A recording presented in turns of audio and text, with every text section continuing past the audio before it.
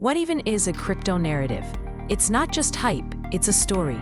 A shared belief about where crypto is going next and which projects will lead the way.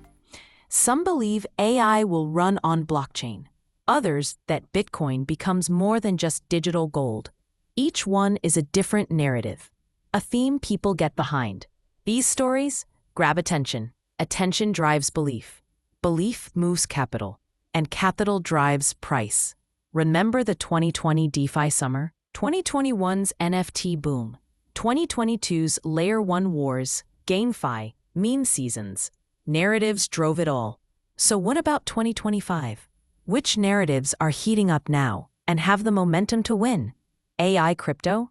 Modular chains and restaking? Real-world assets? Bitcoin Layer 2s? And DePIN, decentralized physical infrastructure networks?